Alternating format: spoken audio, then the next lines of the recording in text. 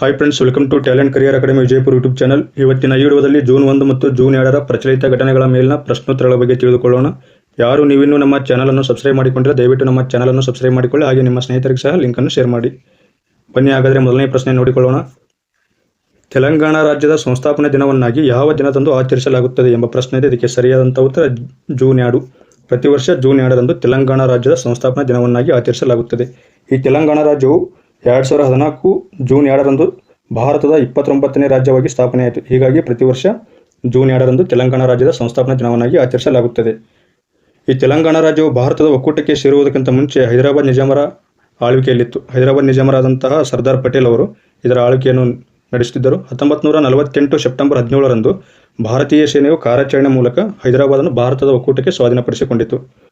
ಇನ್ನು ಮುಂದಿನ ಪ್ರಶ್ನೆ, ಎಲ್ಲ ಮಾದರಿಯ ಕ್ರಿಕೆಟ್ಗೆ ನಿವೃತ್ತಿಯನ್ನು ಘೋಷಿಸಿದ ದಿನೇಶ್ ಕಾರ್ತಿಕ್ ಅವರು ಒಟ್ಟು ಎಷ್ಟು ಅಂತಾರಾಷ್ಟ್ರೀಯ ಪಂದ್ಯಗಳನ್ನು ಆಡಿದ್ದಾರೆ ಎಂಬ ಪ್ರಶ್ನೆ ಇದೆ. ಇದಕ್ಕೆ ಸರಿಯಾದಂಥ ಉತ್ತರ ಆಪ್ಷನ್ ಎ, 180 ಪಂದ್ಯಗಳನ್ನು ಆಡಿದ್ದಾರೆ.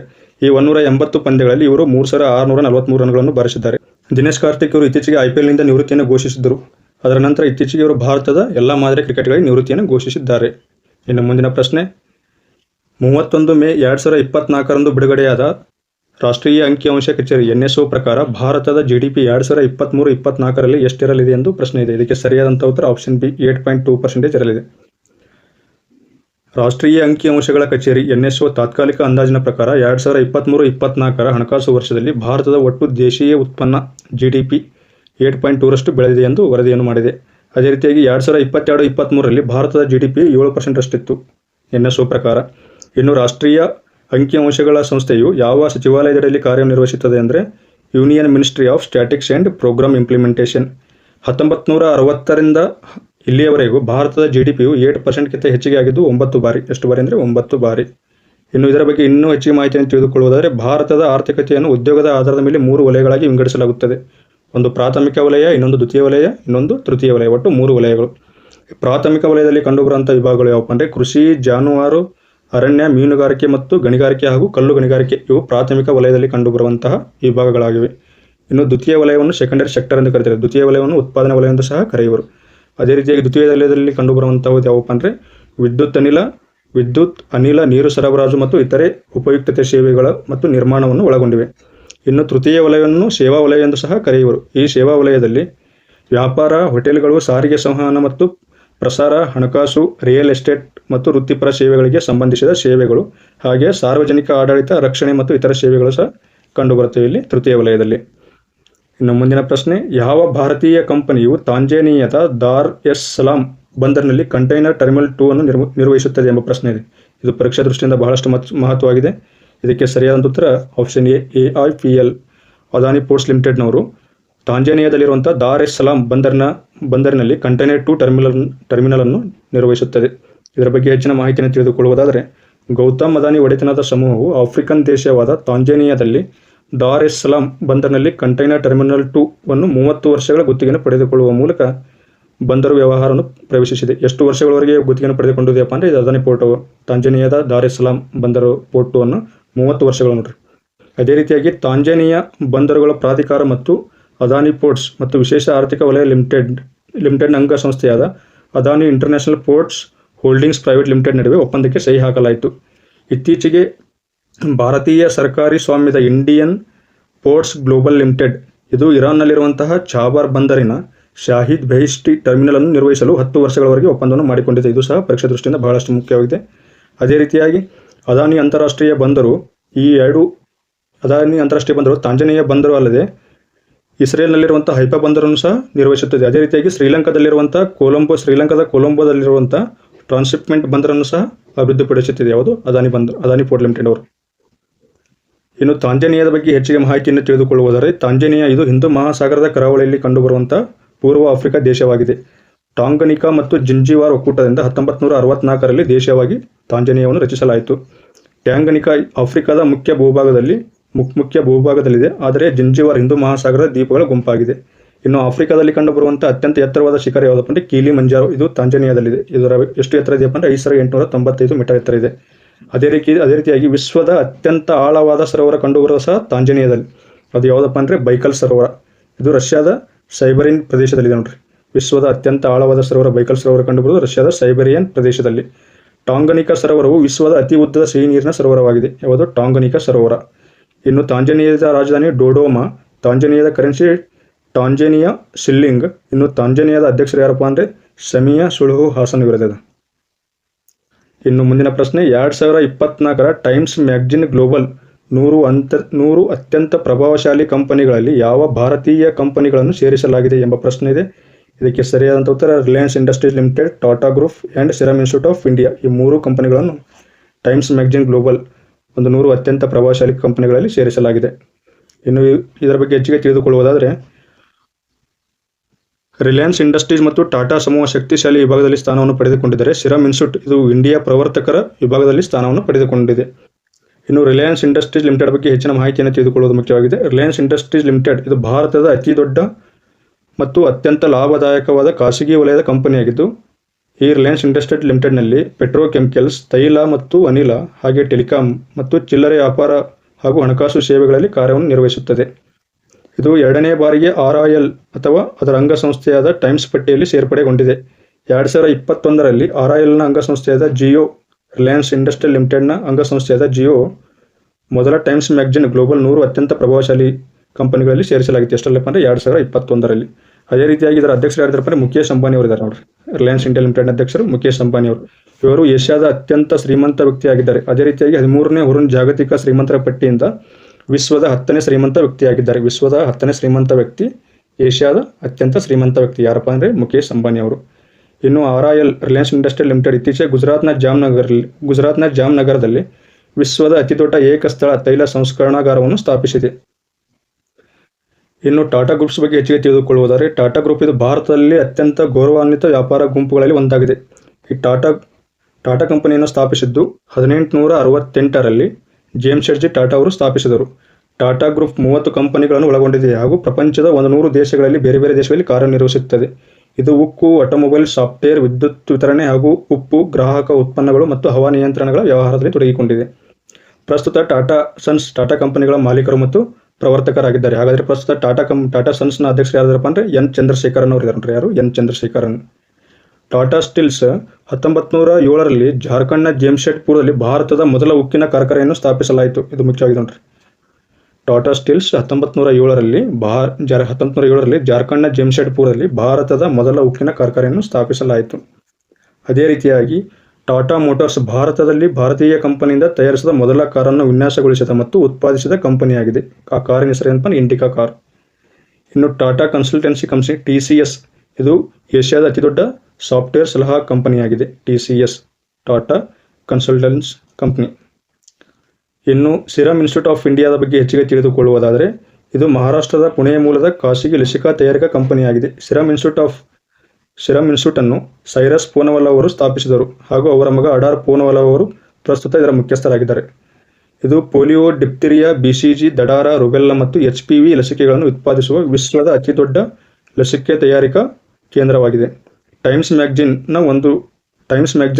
ಬಗ್ಗೆ ಹೆಚ್ಚಿಗೆ ತಿಳಿದುಕೊಳ್ಳುವುದಾದರೆ, ಟೈಮ್ಸ್ ಮ್ಯಾಗಜಿನ್ ಇದು ಅಮೆರಿಕದ ಮಲ್ಟಿಮೀಡಿಯಾ ಕಂಪನಿಯಾಗಿದ್ದು, ಇದು 1923ರಲ್ಲಿ ಟೈಮ್ಸ್ ಎಂಬ ಸಾಪ್ತಾಹಿಕ ನಿಯತಕಾಲಿಕವನ್ನು ಪ್ರಕಟಿಸಲು ಆರಂಭಿಸಿತು. ಇದು ಮುಂದೆ ಜಾಗತಿಕ ಬಹುಮಾಧ್ಯಮ ಬ್ರ್ಯಾಂಡ್ ಆಗಿ ಬೆಳೆದಿದೆ. ಯಾವುದು? Times magazine.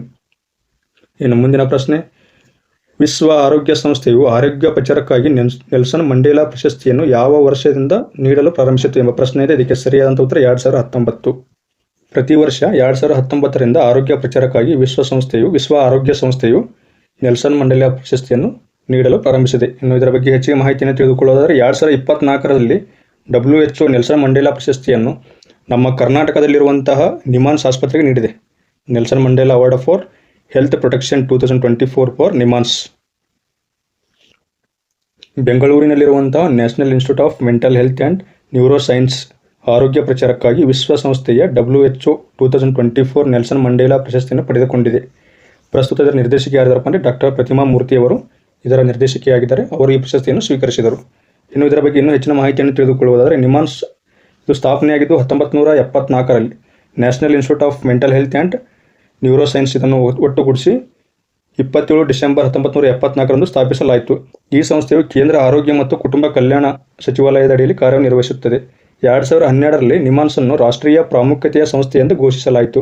ಪ್ರಸ್ತುತ ಇದರ ಮುಖ್ಯಸ್ಥರು ಡಾಕ್ಟರ್ ಪ್ರತಿಮಾ ಮೂರ್ತಿ ಅವರಿದ್ದಾರೆ. ಇದರ ಹೆಡ್ ಕ್ವಾರ್ಟರ್ ಇರೋದು ಬೆಂಗಳೂರಿನ ನಮ್ಮ ಕರ್ನಾಟಕದಲ್ಲಿರುವಂಥ ಬೆಂಗಳೂರಿನಲ್ಲಿದೆ. ಇನ್ನು WHO ಬಗ್ಗೆ ಹೆಚ್ಚಿಗೆ ತಿಳಿದುಕೊಳ್ಳುವುದಾದರೆ ಇದು ವಿಶ್ವ ಆರೋಗ್ಯ ಸಂಸ್ಥೆ ಎಂದು ಕರೆಯುತ್ತಾರೆ. ಇದು ವಿಶ್ವದ ಎಲ್ಲರಿಗೂ ಉತ್ತಮ ಆರೋಗ್ಯವನ್ನು ಸಾಧಿಸಲು ತನ್ನ ಕಾರ್ಯವನ್ನು ನಿರ್ವಹಿಸುತ್ತದೆ. ಅದೇ ರೀತಿಯಾಗಿ ಇದು ಸ್ಥಾಪನೆಯಾಗಿದ್ದು 1948 ಏಪ್ರಿಲ್ 7ರಂದು. ಇದರಲ್ಲಿ 194 ಸದಸ್ಯ ದೇಶಗಳಿವೆ. ಅದೇ ರೀತಿಯಾಗಿ WHO ಪ್ರಸ್ತುತ ಪ್ರಧಾನ ಕಾರ್ಯದರ್ಶಿ ಯಾರಿದ್ದಾರಪ್ಪ ಅಂದರೆ ಡಾಕ್ಟರ್ ಟೆಡ್ರೋಸ್ ಅದಾನೋಮ್ ಅವರಿದ್ದಾರೆ. ಇವರು ಮೇ 2017ರಿಂದ ಕಾರ್ಯನಿರ್ವಹಿಸುತ್ತಿದ್ದಾರೆ. WHOದ ಕೇಂದ್ರ ಕಚೇರಿ ಇರುವುದು ಸ್ವಿಟ್ಜರ್ಲೆಂಡ್ನ ಜಿನಿವಾದಲ್ಲಿ. ಪ್ರತಿ ವರ್ಷ ಏಪ್ರಿಲ್ 7ರಂದು WHO ಸ್ಥಾಪನಾ ದಿನವನ್ನಾಗಿ ಆಚರಿಸಲಾಗುತ್ತದೆ. ವರ್ಲ್ಡ್ ಹೆಲ್ತ್ ಆರ್ಗನೈಜೇಷನ್ನ ಸ್ಥಾಪನೆ ದಿನವನ್ನಾಗಿ ಪ್ರತಿ ವರ್ಷ ಏಪ್ರಿಲ್ 7ರಂದು ಆಚರಿಸಲಾಗುತ್ತದೆ. ಇನ್ನು ಮುಂದಿನ ಪ್ರಶ್ನೆ, 3D ಮುದ್ರಿತ ಎಂಜಿನ್ನೊಂದಿಗೆ ಮೊದಲ ಬಾಹ್ಯಾಕಾಶ ರಾಕೆಟನ್ನು ಉಡಾವಣೆ ಮಾಡಿದ ವಿಶ್ವದ ಮೊದಲ ಕಂಪನಿ ಯಾವುದು ಎಂಬ ಪ್ರಶ್ನೆ ಇದೆ. ಇದಕ್ಕೆ ಸರಿಯಾದಂಥ ಉತ್ತರ Agnikul. Agnikul launches world first rocket with 3D printed rocket engine. ಇನ್ನು ಇದರ ಬಗ್ಗೆ ಇನ್ನೂ ಹೆಚ್ಚಿನ ಮಾಹಿತಿಯನ್ನು ತಿಳಿದುಕೊಳ್ಳುವುದಾದರೆ, ಈ ಅಗ್ನಿಕುಲ ಎಂಬುದು ಚೆನ್ನೈ ಮೂಲದ startup Agnikul Cosmos single piece 3D dimensional 3D ಮುದ್ರಿತ ಎಂಜಿನ್ನೊಂದಿಗೆ ವಿಶ್ವದ ಮೊದಲ ಬಾಹ್ಯಾಕಾಶ ರಾಕೆಟನ್ನು ಬಿಡುಗಡೆ ಮಾಡಿದೆ. ಇದು ಇದಕ್ಕಿಂತ ಮುಂಚೆ ಉಡಾವಣೆ ಮಾಡೋಕ್ಕಿಂತ ಮುಂಚೆ 4 ಬಾರಿ ಪ್ರಯತ್ನ ಪಟ್ಟಿತ್ತು. ಆದರೆ ವಿಫಲವಾಗಿ 5ನೇ ಬಾರಿಗೆ ಪ್ರಯತ್ನದಲ್ಲಿ ತನ್ನ ಯಶಸ್ಸನ್ನು ಸಾಧಿಸಿದೆ. ಈ ಒಂದು ರಾಕೆಟ್ಗೆ ಹೆಸರು ಏನು ಕೊಟ್ಟಿದ್ದಾರಪ್ಪ ಅಂದರೆ ಅಗ್ನಿಬಾನ್ ಹೆಸರಿನ ರಾಕೆಟ್ ಇದು. ಇದು ಅರೆ ಕ್ರಯೋಜೆನಿಕ್ ಎಂಜಿನನ್ನು ಹೊಂದಿದೆ. ಅರೆ ಕ್ರಯೋಜೆನಿಕ್ನ ಚಾಲಿತ ರಾಕೆಟ್ ಉಡಾವಣೆಯಾಗಿದೆ. ಇದನ್ನು ಸಂಪೂರ್ಣವಾಗಿ ದೇಶೀಯವಾಗಿ ವಿನ್ಯಾಸಗೊಳಿಸಿ ತಯಾರಿಸಲಾಗಿದೆ. ಅದೇ ರೀತಿ ಅಗ್ನಿಕುಲ 3D ಮುದ್ರಿತ ರಾಕೆಟನ್ನು ನಿರ್ಮಿಸಲು ಇಂಕೋನಲ್ ವಸ್ತುಗಳನ್ನು ಬಳಸಲಾಗಿದೆ. ನೋಡ್ರಿ, ಯಾವುದಪ್ಪ ಅಂದರೆ ಇಂಕೋನಲ್. ಇದು ಸಹ ಪರೀಕ್ಷಾ ದೃಷ್ಟಿಯಿಂದ ಮುಖ್ಯವಾಗಿದೆ. ಇಂಕೋನಲ್ ವಸ್ತುಗಳನ್ನು ಬಳಸಲಾಗಿದೆ. ಈ ಇಂಕೋನಲ್ ಎಂಬುದು ಒಂದು ಮಿಶ್ರ ಲೋಹವಾಗಿದ್ದು ಆಕ್ಸಿಡೀಕರಣ, ಸವೆತ ನಿರೋಧಕ ಮತ್ತು ಬಾಹ್ಯಾಕಾಶ ಪ್ರಯಾಣಕ್ಕೆ ಸೂಕ್ತವಾಗಿರುವುದರಿಂದ ಇಂಕೋನಲ್ ಎಂಬ ವಸ್ತುಗಳನ್ನು ಬಳಸಲಾಗಿದೆ. ಇದರ ಬಗ್ಗೆ ಇನ್ನೂ ಹೆಚ್ಚಿನ ಮಾಹಿತಿಯನ್ನು ತಿಳಿದುಕೊಳ್ಳುವುದಾದರೆ, ಅಗ್ನಿಕುಲ ತನ್ನ ರಾಕೆಟ್ ಬಾಹ್ಯಾಕಾಶಕ್ಕೆ ಉಡಾವಣೆ ಮಾಡಿದ ಭಾರತದ 2ನೇ ಖಾಸಗಿ ಕಂಪನಿಯಾಗಿದೆ. 3D ಮುದ್ರಿತ ಅಂದರೆ ವಿಶ್ವದ ಮೊದಲ ಅಥವಾ ಖಾಸಗಿ ರಾಕೆಟನ್ನು ಬಾಹ್ಯಾಕಾಶಕ್ಕೆ ಉಡಾವಣೆ ಮಾಡಿದ ಭಾರತದ 2ನೇ ಸಂಸ್ಥೆ ಯಾವುದಪ್ಪ ಅಂದರೆ ಅಗ್ನಿಕುಲ. ಹಾಗಾದರೆ ಭಾರತದ ಮೊದಲ ಯಾವ ಖಾಸಗಿ ಕಂಪನಿಯು ರಾಕೆಟನ್ನು ಉಡಾವಣೆ ಮಾಡಿದೆಯಪ್ಪ ಅಂದರೆ ಹೈದರಾಬಾದ್ ಮೂಲದ ಸ್ಟಾರ್ಟಪ್ ಕಂಪನಿಯಾದಂಥ ಸ್ಕೈರೂಟ್ ಏರೋಸ್ಪೇಸ್. ನೋಡ್ರಿ, ಇದು ಭಾರತೀಯ ಬಾಹ್ಯಾಕಾಶ ಸಂಶೋಧನೆ ಇಸ್ರೋ ಜೊತೆಗೆ ಕೂಡಿ ಆಂಧ್ರ ಪ್ರದೇಶದ ಶ್ರೀಹರಿಕೋಟ ಲಾಂಚ್ ಪ್ಯಾಡ್ನಿಂದ ಸ್ಥಳೀಯವಾಗಿ ಅಭಿವೃದ್ಧಿಪಡಿಸಿದ ವಿಕ್ರಮ್ ಎಸ್ ರಾಕೆಟನ್ನು ಉಡಾವಣೆ ಮಾಡಿದೆ. ಇನ್ನು ಮುಂದಿನ ಪ್ರಶ್ನೆ, 2023-24ರಲ್ಲಿ ಯಾವ ರಾಜ್ಯದ ಕಂಪನಿಯು ಗರಿಷ್ಠ ಪ್ರಸರಣ ಮಾರ್ಗಗಳನ್ನು ಸೇರಿಸಿದೆ, ಅಂದರೆ ಅತಿ ಹೆಚ್ಚು ವಿದ್ಯುತ್ ಕಂಬಗಳನ್ನು ಅಳವಡಿಸಿಕೊಂಡಿದೆ ಎಂಬ ಪ್ರಶ್ನೆ ಇದೆ. ಇದಕ್ಕೆ ಸರಿಯಾದಂಥ ಉತ್ತರ ಉತ್ತರ ಪ್ರದೇಶ್.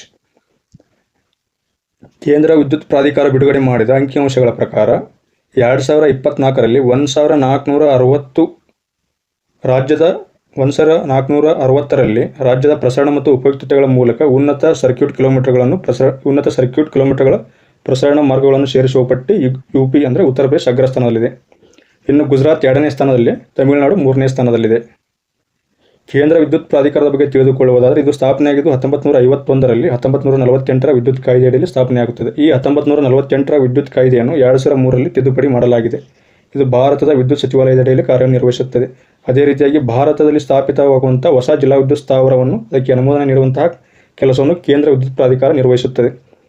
ಇದು ಒಟ್ಟು 6 ಪೂರ್ಣ ಸದಸ್ಯರನ್ನು ಹೊಂದಿದೆ ಹಾಗೂ ಒಬ್ಬ ಅಧ್ಯಕ್ಷರನ್ನು ಹೊಂದಿದೆ. 6+1 6 ಪೂರ್ಣ ಸದಸ್ಯರು ಹಾಗೂ ಒಬ್ಬರು ಅಧ್ಯಕ್ಷರನ್ನು ಹೊಂದಿದೆ. ಪ್ರಸ್ತುತ ಇದರ ಅಧ್ಯಕ್ಷರು ಯಾರಿದ್ದಾರಪ್ಪ ಅಂದರೆ ಶ್ಯಾಮ್ ಪ್ರಸಾದ್ ಅವರು ಇದ್ದಾರೆ. ಇನ್ನು ಇದರ ಕೇಂದ್ರ ಕಚೇರಿ ಇರುವುದು ನಮ್ಮ ಭಾರತದ ರಾಜಧಾನಿಯಾದಂಥ ನವದೆಹಲಿಯಲ್ಲಿ. ಇನ್ನು ಮುಂದಿನ ಪ್ರಶ್ನೆ, ರಕ್ಷಣಾ ಸಂಶೋಧನಾ ಸಂಸ್ಥೆ DRDO defence research development and organisation ಅಭಿವೃದ್ಧಿಪಡಿಸಿದ ವಿಕಿರಣ ವಿರೋಧಿ ಕ್ಷಿಪಣಿಯ ಹೆಸರೇನು ಎಂಬ ಪ್ರಶ್ನೆ ಇದೆ. ಇದು ಇತ್ತೀಚೆಗೆ ಪತ್ರಿಕೆಯಲ್ಲಿ ಬಹಳಷ್ಟು ಸುದ್ದಿಯಾಗಿತ್ತು. ಇದಕ್ಕೆ ಸರಿಯಾದಂಥ ಉತ್ತರ ರುದ್ರಮ್ 2. ಇದರ ಬಗ್ಗೆ ಹೆಚ್ಚಿನ ಮಾಹಿತಿಯನ್ನು ತಿಳಿದುಕೊಳ್ಳುವುದಾದರೆ, DRDO ಒಡಿಶಾ ಕರಾವಳಿಯಲ್ಲಿ ಸುಖೋಯ್ MK-1 ವಿಮಾನದ ಮೂಲಕ ರುದ್ರಮ್ 2 ವಾಯು ಮೇಲ್ಮೈ ಕ್ಷಿಪಣಿಯನ್ನು ಯಶಸ್ವಿಯಾಗಿ ಪರೀಕ್ಷೆ ಮಾಡಿದೆ. ವಾಯು ಮೇಲ್ಮೈ ಅಂದರೆ ಏರ್ ಟು ಸರ್ಫೇಸ್ ಕ್ಷಿಪಣಿಯಾಗಿದೆ ಇದು. ರುದ್ರಮ್ 2 ಎಂಬುದು ಸ್ಥಳೀಯವಾಗಿ ಅಭಿವೃದ್ಧಿಪಡಿಸಲಾದ ಘನಚಾಲಿತ ವಾಯು ಉಡಾವಣಾ ಕ್ಷಿಪಣಿಯಾಗಿದ್ದು, ಇದು ಹಲವಾರು ರೀತಿಯ ಶತ್ರು ಆಸ್ತಿಗಳನ್ನು ತಟಸ್ಥಗೊಳಿಸಲು ಏರ್ ಟು ಸರ್ಫೇಸ್ಗಾಗಿ ಉದ್ದೇಶಿಸಲಾಗಿದೆ.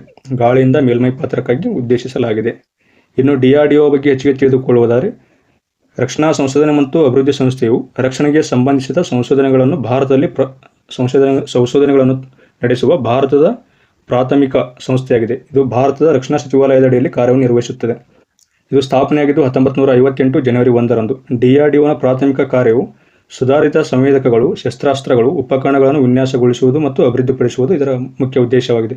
ಅದೇ ರೀತಿಯಾಗಿ ಇದು ನಮ್ಮ ಭಾರತೀಯ ಭದ್ರತಾ ಪಡೆಗಳಾದಂಥ ಏರ್ಫೋರ್ಸ್, ಹಾಗೆ ನೇವಲ್ ಅಕಾಡೆಮಿ ಹಾಗೂ ಭೂಸೇನೆಗೆ ಸಂಬಂಧಿಸಿದಂಥ ಕೆಲವೊಂದಿಷ್ಟು ಸಂಶೋಧನೆಗಳನ್ನು ನಡೆಸುತ್ತದೆ. ಇನ್ನು ಇದರ ಹೆಡ್ ಕ್ವಾರ್ಟರ್ ಇರೋದು ನವದೆಹಲಿಯಲ್ಲಿ. ಇದರ ಪ್ರಸ್ತುತ ಅಧ್ಯಕ್ಷರು ಯಾರಪ್ಪ ಸಮೀರ್ V. ಕಾಮತ್ ಅವರು. ಈ DRDOನ ಅಧ್ಯಕ್ಷರೇ ಕೇಂದ್ರದ ರಕ್ಷಣಾ ಸಚಿವರ ವೈಜ್ಞಾನಿಕ ಸಲಹೆಗಾರರಾಗಿರ್ತಾರೆ ನೋಡ್ರಿ. ಇದು ಗ್ರೂಪ್ ಸಿ ಯಲ್ಲಿ ಕ್ವಶನ್ ಕೇಳಿದ್ರು. DRDOದ ಅಧ್ಯಕ್ಷರು ಈ ಕೆಳಗಿನ ಯಾವ ಹುದ್ದೆಯನ್ನು ನಿರ್ವಹಿಸುತ್ತಾರೆ ಎಂಬ ಪ್ರಶ್ನೆ ಕೇಳಿದರು. ಇವರು ಕೇಂದ್ರದ ರಕ್ಷಣಾ ಸಚಿವರ ವೈಜ್ಞಾನಿಕ ಸಲಹೆಗಾರರಾಗಿರ್ತಾರೆ. ಇನ್ನು ಮುಂದಿನ ಪ್ರಶ್ನೆ, ಇತ್ತೀಚೆಗೆ ಅಲಾಸ್ಕಾದಲ್ಲಿ ಕೆಂಪು ಧ್ವಜ 24 ವ್ಯಾಯಾಮದ ಪ್ರಾಥಮಿಕ ಗುರಿ ಏನು ಎಂಬ ಪ್ರಶ್ನೆ ಇದೆ. Red flag 24. ಇದಕ್ಕೆ ಸರಿಯಾದಂಥ ಉತ್ತರ ಬಿ. ಸುಧಾರಿತ ವೈಮಾನಿಕ ಯುದ್ಧ ತರಬೇತಿಯ ಮೂಲಕ ಬಹುರಾಷ್ಟ್ರೀಯ ಪರಿಸರದಲ್ಲಿ ವಾಯು ಸಿಬ್ಬಂದಿಯನ್ನು ಸಂಯೋಜಿಸಲು ಈ ಒಂದು ಕಾರ್ಯಕ್ರಮವನ್ನು ಹಮ್ಮಿಕೊಂಡಿದೆ. ಇದರ ಬಗ್ಗೆ ಇನ್ನೂ ಹೆಚ್ಚಿನ ಮಾಹಿತಿಯನ್ನು ತಿಳಿದುಕೊಳ್ಳೋದಾದರೆ ಭಾರತೀಯ ವಾಯುಪಡೆಯ ತುಕಡಿಯು ಅಲಾಸ್ಕಾದಲ್ಲಿ ನಡೆದಿರುವಂಥ ರೆಡ್ ಫ್ಲಾಗ್ 24ನಲ್ಲಿ ಭಾಗವಹಿಸಿದೆ. ಅಲ್ಲಿ ಭಾಗವಹಿಸಿದಂಥ ಯುದ್ಧ ವಿಮಾನ ಯಾವುದಪ್ಪ ಅಂದರೆ ರಫೇಲ್ ಯುದ್ಧ ವಿಮಾನ ನೋಡ್ರಿ. ರೆಡ್ ಫ್ಲಾಗ್ 24 ಇದು 2 ವಾರಗಳ ಸುಧಾರಿತ ವೈಮಾನಿಕ ಯುದ್ಧ ತರಬೇತಿ ವ್ಯಾಯಾಮವಾಗಿದೆ. ಇದು ಒಟ್ಟು 77,000 ಚದರ ಮೈಲಿಗಳಷ್ಟು ವಾಯು ಪ್ರದೇಶವನ್ನು ಬಳಸಿಕೊಂಡು ಸುಮಾರು 3,100 ಸೇವಾ ಸದಸ್ಯರು 100ಕ್ಕೂ ಹೆಚ್ಚು ವಿಮಾನಗಳು ಈ ಒಂದು ಕಾರ್ಯಾಚರಣೆಯಲ್ಲಿ ಭಾಗವಹಿಸುತ್ತವೆ. ಅದೇ ರೀತಿಯಾಗಿ ಈ ರೆಡ್ ಫ್ಲಾಗ್ ಸಮರಾಭ್ಯಾಸವು ಸ್ಟಾರ್ಟ್ ಆಗಿದ್ದು 1975ರಿಂದ. ಇದು ಅಲಾಸ್ಕಾದಲ್ಲಿ ಕಂಡುಬರುತ್ತಪ್ಪ ಅಂದರೆ USA ಕಂಡುಬರುತ್ತೆ, ಅಮೆರಿಕಾದಲ್ಲಿ. ಇನ್ನು ಮುಂದಿನ ಪ್ರಶ್ನೆ, ಇತ್ತೀಚೆಗೆ ಯಾವ ದೇಶವು ತನ್ನ ಮೊದಲ ಬಾಹ್ಯಾಕಾಶ ಸಂಸ್ಥೆಯನ್ನು ಪ್ರಾರಂಭಿಸಿದೆ ಮತ್ತು 2045ರ ವೇಳೆಗೆ ಮಂಗಳ ಗ್ರಹವನ್ನು ಮಾಡಲು ಯೋಜನೆಯನ್ನು ರೂಪಿಸಿಕೊಂಡಿದೆ ಎಂಬ ಪ್ರಶ್ನೆ ಇದೆ. ಮಂಗಳ ಗ್ರಹದ ಅಧ್ಯಯನವನ್ನು ಮಾಡಲು ಯೋಜನೆಯನ್ನು ರೂಪಿಸಿಕೊಂಡಿದೆ. ಇದಕ್ಕೆ ಸರಿಯಾದಂಥ ಉತ್ತರ ದಕ್ಷಿಣ ಕೊರಿಯಾ. ಇದರ ಬಗ್ಗೆ ಇನ್ನೂ ಹೆಚ್ಚಿನ ಮಾಹಿತಿಯನ್ನು ತಿಳಿದುಕೊಳ್ಳುವುದಾದರೆ, ದಕ್ಷಿಣ ಕೊರಿಯಾ ದೇಶವು 2045ರ ವೇಳೆಗೆ ಮಂಗಳನ ಲ್ಯಾಂಡಿಂಗ್ ಅನ್ನು ಯೋಜಿಸಿದೆ. ಬಾಹ್ಯಾಕಾಶ ಪರಿಶೋಧನೆಯಲ್ಲಿ 100 ಟ್ರಿಲಿಯನ್ ಅಂದರೆ 78.6 ಬಿಲಿಯನ್ ಹಣವನ್ನು ಹೂಡಿಕೆ ಮಾಡಿದೆ. ದಕ್ಷಿಣ ಕೊರಿಯಾವನ್ನು ಮೊದಲ 5 ಬಾಹ್ಯಾಕಾಶ ಶಕ್ತಿಗಳಿಗೆ ಹೆಚ್ಚಿಸುವ ಗುರಿಯನ್ನು ಹೊಂದಿರುವ ಕೊರಿಯಾ ಏರೋಸ್ಪೇಸ್ ಅಡ್ಮಿನಿಸ್ಟ್ರೇಷನ್ನ ಉಡಾವಣೆ ಅಡಿಯಲ್ಲಿ ಅಧ್ಯಕ್ಷ UN ಸುಕ್-ಯೆಲ್ ಇವರು ಘೋಷಿಸಿದರು. ದಕ್ಷಿಣ ಕೊರಿಯಾದ ಅಧ್ಯಕ್ಷ ಯಾರಪ್ಪ ಅಂದರೆ UN ಸುಕ್-ಯೆಲ್. ಇನ್ನು KASA ಲಾಂಗ್ ಫಾರ್ಮ್ ಪರೀಕ್ಷೆಯಲ್ಲಿ ಕೇಳ್ಬೋದು ನೋಡ್ರಿ. ಇದು ಇತ್ತೀಚೆಗೆ ಸ್ಥಾಪನೆ ಆಗಿದೆಯಲ್ಲ ದಕ್ಷಿಣ ಕೊರಿಯಾದಲ್ಲಿ. ಇದರದ ಲಾಂಗ್ ಫಾರ್ಮ್ ಅನ್ನು ತಿಳಿದುಕೊಳ್ಳೋ ಸಹ ಮುಖ್ಯವಾಗಿದೆ. ಇದರ ಲಾಂಗ್ ಫಾರ್ಮ್ ಏನಪ್ಪ ಅಂದರೆ ಕೊರಿಯಾ ಏರೋಸ್ಪೇಸ್ ಅಡ್ಮಿನಿಸ್ಟ್ರೇಷನ್. ಈ ಕೊರಿಯಾ ಏರೋಸ್ಪೇಸ್ ಅಡ್ಮಿನಿಸ್ಟ್ರೇಷನ್ ಉದ್ಯಮವು ಮೊದಲ ಚಂದ್ರನ ಲ್ಯಾಂಡರನ್ನು 2032ರಲ್ಲಿ ಮಾಡಲು ಯೋಜನೆಯನ್ನು ರೂಪಿಸಲಾಗಿದೆ. ಅದೇ ರೀತಿಯಾಗಿ 2027ರ ವೇಳೆಗೆ ಕನಿಷ್ಠ 3 ಬಾಹ್ಯಾಕಾಶ ಉಡಾವಣೆಯನ್ನು ಮಾಡಲು ಒಂದು ಪ್ಲಾನಿಂಗನ್ನು ಹಾಕಿಕೊಂಡಿದೆ. ಇನ್ನು ಮುಂದಿನ ಪ್ರಶ್ನೆ, ಇತ್ತೀಚೆಗೆ ಭಯೋತ್ಪಾದನೆ ನಿಗ್ರಹದ ಕುರಿತು ಭಾರತ ಜಪಾನ್ ಜಂಟಿ ವರ್ಕಿಂಗ್ ಗ್ರೂಪ್ನ 6ನೇ ಸಭೆ ಎಲ್ಲಿ ನಡೆಯಿತು ಎಂಬ ಪ್ರಶ್ನೆ ಇದೆ. ಇದಕ್ಕೆ ಸರಿಯಾದಂಥ ಉತ್ತರ ನವದೆಹಲಿ. ಇನ್ನು 7ನೇ ಸಭೆಯು ಜಪಾನ್ನಲ್ಲಿ ನಡೆಯಲಿದೆ. 6ನೇ ಸಭೆಯು ಭಾರತದ ನವದೆಹಲಿಯಲ್ಲಿ ನಡೆದಿದೆ. 7ನೇ ಸಭೆಯು ಜಪಾನ್ನಲ್ಲಿ ನಡೆಯಲಿದೆ. ಇನ್ನು ಮುಂದಿನ ಪ್ರಶ್ನೆ, ದೇಶದ ಮೊದಲ ಮತ್ತು ವಿಶ್ವದ 3ನೇ ಸಾರ್ವಜನಿಕ ರೋಪ್ವೇಯನ್ನು ಯಾವ ನಗರದಲ್ಲಿ ನಿರ್ಮಿಸಲಾಗಿದೆ? ಈ ಒಂದು ಪ್ರಶ್ನೆಗೆ ಸರಿಯಾದಂಥ ಉತ್ತರ ವಾರಣಾಸಿ. ವಾರಣಾಸಿಯಲ್ಲಿ ದೇಶದ ಮೊದಲ ಮತ್ತು ವಿಶ್ವದ 3ನೇ ಸಾರ್ವಜನಿಕ ರೋಪ್ವೇಯನ್ನು ನಿರ್ಮಿಸಲಾಗಿದೆ. ರೋಪ್ವೇ ಅಂದರೆ ಈ ಥರ ಇರುತ್ತೆ ನೋಡ್ರಿ. ಇದು ವಾರಣಾಸಿ, ಇದು ನಮ್ಮ ಭಾರತದ ಪ್ರಧಾನಮಂತ್ರಿ ಅಂತ ನರೇಂದ್ರ ಮೋದಿ ಅವರು ಲೋಕಸಭಾ ಕ್ಷೇತ್ರದಿಂದ ಸ್ಪರ್ಧಿಸುವ ಕ್ಷೇತ್ರವಾಗಿದೆ. ಈ ವಾರಣಾಸಿಯಲ್ಲಿ ಇತ್ತೀಚೆಗೆ ಸ್ವರವೇದ ಮಂದಿರ ಎಂಬ ದೇವಾಲಯವನ್ನು ಸಹ ನರೇಂದ್ರ ಮೋದಿ ಅವರು ಉದ್ಘಾಟನೆ ಮಾಡಿದ್ದಾರೆ. ಇನ್ನು ಇದರ ಬಗ್ಗೆ ಇನ್ನೂ ಹೆಚ್ಚಿನ ಮಾಹಿತಿಯನ್ನು ತಿಳಿದುಕೊಳ್ಳುವುದಾದರೆ, ವಾರಣಾಸಿಯಲ್ಲಿ ಭಾರತದ ನಗರ ರೂಪವೇ ಯೋಜನೆಯು ಮೊದಲ ವಿಭಾಗವು ಪರ್ವತಮಾಲಾ ಪರಿಯೋಜನೆ ಅಡಿಯಲ್ಲಿ ಆಗಸ್ಟ್ 2024ರ ವೇಳೆಗೆ ವಾರಣಾಸಿ ಕಂಟೋನ್ಮೆಂಟ್ ರೈಲು ನಿಲ್ದಾಣವನ್ನು ರಥಯಾತ್ರೆಗೆ ಸಂಪರ್ಕಿಸುತ್ತದೆ ಎಂಬ ಮಾಹಿತಿ ಇದೆ. ಈ ಪರ್ವತಮಾಲಾ ಪರಿಯೋಜನೆಯಲ್ಲಿ ಇದನ್ನು ರೂಪಿಸಲಾಗಿದೆ. ಇದು ಸಹ ಪರೀಕ್ಷೆಯಲ್ಲಿ ಪ್ರಶ್ನೆ ಕೇಳಬಹುದು. ಯಾವ ಒಂದು ಯೋಜನೆಯಲ್ಲಿ ವಾರಣಾಸಿಯಲ್ಲಿ ಭಾರತದ ಮೊದಲ ನಗರ ರೂಪವನ್ನು ನಿರ್ಮಿಸಲಾಗಿದೆ ಎಂದು. ಯಾವ ಯೋಜನೆಪ್ಪ ಅಂದರೆ ಪರ್ವತಮಾಲಾ ಪರಿಯೋಜನೆ ಬಗ್ಗೆ. ಈ ಒಂದು ಯೋಜನೆಯನ್ನು ರೂಪಿಸಲು ಸ್ವಿಟ್ಜರ್ಲೆಂಡ್ನ ಬಾರ್ತಲೋಟ್ ಮಸ್ಟಿನೇನ್ಬೌ ಎಜಿ ಸಹಭಾಗಿತ್ವದಲ್ಲಿ ವಿಶ್ವ ಸಮುದ್ರ ಇಂಜಿನಿಯರಿಂಗ್ ನಿರ್ಮಿಸಿದ ಈ ಯೋಜನೆಯನ್ನು ಪ್ರತಿದಿನ 96,000 ಪ್ರಯಾಣಿಕರನ್ನು ಸಾಗಿಸಲು ವಿನ್ಯಾಸಗೊಳಿಸಲಾಗಿದೆ. ಇನ್ನು ಮುಂದಿನ ಪ್ರಶ್ನೆ, ಅದಕ್ಕಿಂತ ಮುಂಚೆ ಇತ್ತೀಚೆಗೆ ಪ್ರಶಸ್ತಿಯನ್ನು ನೀಡಿದಂತಹ ವ್ಯಕ್ತಿಗಳ ಬಗ್ಗೆ ಸ್ಮರಿಸೋಣ. ಮೇಜರ್ ರಾಧಿಕಾ ಸೇನ್ ಅವರಿಗೆ 2023ರ ವಿಶ್ವಸಂಸ್ಥೆಯ ಪ್ರತಿಷ್ಠಿತ ಪ್ರಶಸ್ತಿಯನ್ನು ನೀಡಲಾಗಿದೆ. ಯಾವ ಪ್ರಶಸ್ತಿಯಪ್ಪ ಅಂದರೆ UN military gender advocate of the year. ಅದೇ ರೀತಿಯಾಗಿ ಖಗೋಳಶಾಸ್ತ್ರದ ವಿಜ್ಞಾನಿಯಾದಂಥ ಶ್ರೀನಿವಾಸ್ ಆರ್ ಕುಲಕರ್ಣಿ ಅವರಿಗೆ ಖಗೋಳಶಾಸ್ತ್ರದಲ್ಲಿ ಪ್ರತಿಷ್ಠಿತ ಶಾ ಪ್ರಶಸ್ತಿಯನ್ನು ನೀಡಲಾಗಿದೆ. ಇನ್ನು ಸಾಹಿತ್ಯ ಅಕಾಡೆಮಿ ಫೆಲೋಶಿಪ್ ಅನ್ನು ರಸ್ಕಿನ್ ಬಾಂಡ್ ಅವರಿಗೆ ನೀಡಲಾಗಿದೆ. ಯುನೆಸ್ಕೋ ಗಿಲೋರ್ಮಾ ಕ್ಯಾನೋ ಪ್ರಶಸ್ತಿಯನ್ನು 2024ರಲ್ಲಿ ಗಾಜಾದಲ್ಲಿ ಪ್ಯಾಲೆಸ್ತೀನ್ ಪತ್ರಕರ್ತೆಗೆ ನೀಡಲಾಗಿದೆ. ಇನ್ನು ಗೋಲ್ಡನ್ ಪರಿಸರ ಪ್ರಶಸ್ತಿಯನ್ನು ಅಲೋಕ್ ಶುಕ್ಲಾ ಅವರಿಗೆ ನೀಡಲಾಗಿದೆ. ಈ ಗೋಲ್ಡನ್ ಪರಿಸರ ಪ್ರಶಸ್ತಿಯನ್ನು ಗ್ರೀನ್ ನೋಬೆಲ್ ಎಂದು ಸಹ ಕರೆಯುವರು. ಅದೇ ರೀತಿಯಾಗಿ ಅಂತಾರಾಷ್ಟ್ರೀಯ ಸಂಸ್ಕೃತಿ ಪ್ರಶಸ್ತಿಯನ್ನು ಮೀನಾ ಚರಂದ್ ಅವರಿಗೆ ನೀಡಲಾಗಿದೆ. ಇನ್ನು KISS ಮಾನವೀಯ ಪ್ರಶಸ್ತಿ 2021 ಇದು ಇತ್ತೀಚೆಗೆ ನೀಡಲಾಗಿದೆ. 2021ರ ಪ್ರಶಸ್ತಿಯನ್ನು ಇತ್ತೀಚೆಗೆ ನೀಡಲಾಗಿದೆ. ಅದು ರತನ್ ಟಾಟಾ ಅವರಿಗೆ ನೀಡಲಾಗಿದೆ. KISS ಅಂದರೆ Kalinga institute of social science. ಇನ್ನು ಲತಾ ಮಂಗೇಶ್ಕರ್ ಅವರ ಪ್ರಶಸ್ತಿಯನ್ನು ನಟ ರಣದೀಪ್ ಹೂಡಾ ಅವರಿಗೆ ನೀಡಲಾಗಿದೆ. World press photo of the year 2024 ಪ್ರಶಸ್ತಿಯನ್ನು ಮೊಹಮ್ಮದ್ ಸೇಲಂ ಅವರಿಗೆ ನೀಡಲಾಗಿದೆ. ಇದಿಷ್ಟು ಈ ವಿಡಿಯೋದಲ್ಲಿನ ಮಾಹಿತಿ. ಯಾರು ನೀವಿನ್ನೂ ನಮ್ಮ ಚಾನಲ್ನ ಸಬ್ಸ್ಕ್ರೈಬ್ ಮಾಡಿಕೊಂಡಿಲ್ಲ, ದಯವಿಟ್ಟು ನಮ್ಮ ಚಾನಲ್ನ ಸಬ್ಸ್ಕ್ರೈಬ್ ಮಾಡಿಕೊಳ್ಳಿ. ಹಾಗೆ ನಿಮ್ಮ ಸ್ನೇಹಿತರಿಗೆ ಸಹ ಲಿಂಕನ್ನು ಶೇರ್ ಮಾಡಿ. ಧನ್ಯವಾದಗಳು.